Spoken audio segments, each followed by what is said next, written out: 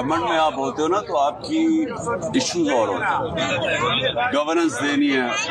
ہمارا کووڈ-19 کے 2 سال آ گئے، وہ اور کرائسس تھا، پھر ہمارا فائنینشیل بینک کرپٹ ملک ملا تھا. وہ تو ڈے ٹو ڈے فائٹنگ تھی ہماری، اور ہم پہلی دفعہ گورنمنٹ میں آئے تھے. تو اس میں کوئی شک نہیں کہ وہ بالکل ایک مختلف قسم کا ٹائم تھا. ایک آفس اور گھر، آفس اور گھر، اور تو زندگی تھی کوئی نہیں. میں نے تو ایک دن چھٹی بھی نہیں لی تھی. لیکن یہ تو ایک پبلک موومنٹ ہے جو میں سمجھتا ہوں پاکستان کی تاریخ میں اس کی کوئی مثال ہی نہیں ہے. یہ پچھلے 12 مہینے میں جو موومنٹ چلی ہے، اس میں پاکستان بدل گیا، اور یہ پبلک کی موومنٹ ہے، اور اس کو کوئی روک بھی نہیں سکتا. یہ کوشش کر رہے ہیں اس کو کنٹرول کرنے کی، FIR جیلوں میں ڈالنے کی. یہ وہ ایک انگریزی میں سینگ ہے، an idea whose time has come. کوئی فوج نہیں اس کو روک سکتی.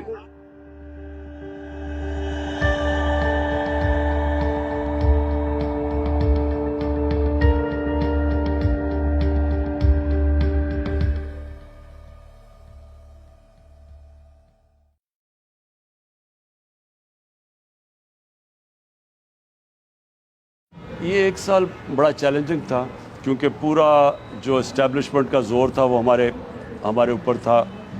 پوری کوشش تھی ان کو ہمیں ختم کرنے کی. باجوہ نے پورا زور لگایا ہمیں ختم کرنے کا، کیونکہ اس نے جب ریئلائز کیا کہ اسے غلطی ہو گئی ہے، مس کیلکولیٹ کر گیا ہے، جب پبلک سڑکوں پہ آ گئی 10 تاریخ کو، اور اس کے بعد اس نے ریئلائز کیا کہ الیکشنز بھی ہم جیتتے جا رہے ہیں، اور بجائے ببل تھا، شروع میں وہ سمجھ رہا تھا ببل ہے. جب بڑھتی گئی PTI کی پاپولیرٹی تو اس نے تب پورے حربے استعمال کی ہمیں کرش کرنے کے لیے، اور یہ اسیسینیشن اٹیمپٹ اس کا حصہ تھا.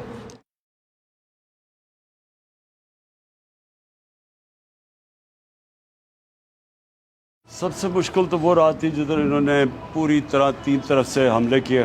گھر پہ رینجرز تھے، اور مسلسل فریش پولیس لاتے رہے، حملہ کرتے رہے، اور ہمارے لوگ ریزسٹ کرتے رہے، کیونکہ وہ سب کچھ الیگل تھا. اس کا کوئی قانونی بیسس نہیں تھا. وہ ایک میجسٹریٹ کے کورٹ میں اپیئر ہونے کے لیے جو پہلے ہو رہا ہوں، شورٹی بانڈ بھی دے رہا ہوں، تو ان کے پاس تو کوئی جواز ہی نہیں تھا اریسٹ کرنے کا.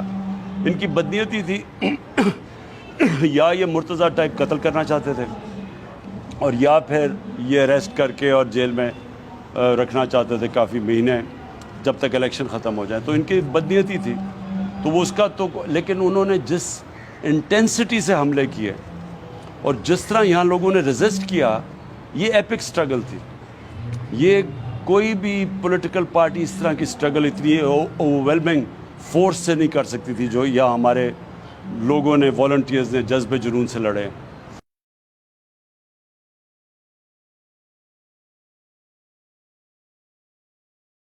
دیکھیں، اس کا تو کوئی آئین کے اندر گنجائش ہی نہیں ہے 90 دن سے آگے. یہ تو آپ کو قانونی ماہرین ہونا چاہیے نہیں اس چیز ریئلائز کرنے کے لیے کہ 90 ڈیز کی تو بڑی واضح طور پہ آئین کے اندر ہے. اور اگر آپ 90 ڈیز سے باہر جاتے ہیں تو پھر تو کوئی بھی آپ کر سکتے ہیں. پھر تو وائی ناٹ 900 ڈیز. تو اس لیے اس کے اوپر سارے جتنے بھی پاکستان کے لیگل ایکسپرٹس ہیں وہ کنونسڈ ہیں کہ الیکشن 90 ڈیز میں ہونا ہے. اب یہ بھاگ رہے ہیں اس سے، ڈرے ہوئے ہیں سارے، اور بھاگ اس لیے رہے، ان کو ڈر لگا ہوا ہے کہ ان کی جو پیسے ہیں وہ پکڑے جائیں گے. لیکن نا 2 موٹیویشنز ہیں. پیسے، ان کا مین موٹیویشن پیسہ ہے کہ یہ اگر میں الیکشن جیت گیا تو یہ NRO میں واپس لے لوں گا. بس یہ ہے ان کی، اور اس کے لیے ساری کوشش کر رہے ہیں. ان کے لیے کوئی آئین، کسی کوئی حیثیت نہیں ہے، آئین یا قانون کی حیثیت نہیں ہے ان کی.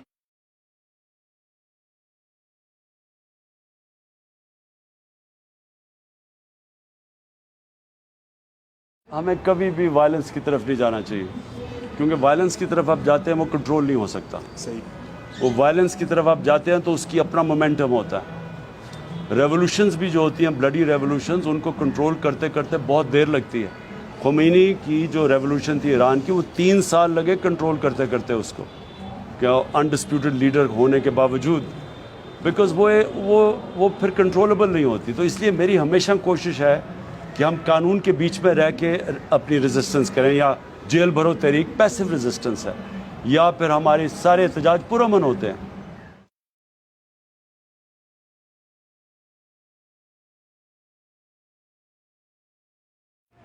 ایک سال میں جو تحریک انصاف کو ٹرائلز اور ٹریبولیشنز اور جو مشکلات سے سامنا کرنا پڑا ہے، کسی پارٹی اس ایک سال سے نہیں گزری. قاتلانہ حملہ کیا، دوسرے بھی 2 حملے تھے، یہ قتل کرنے کے لیے تھے، جو یہاں میرے گھر پہ، اور وہ جو جوڈیشل کمیشن جو کمپلیکس میں تھا وہ بھی قتل کرنے کا تھا.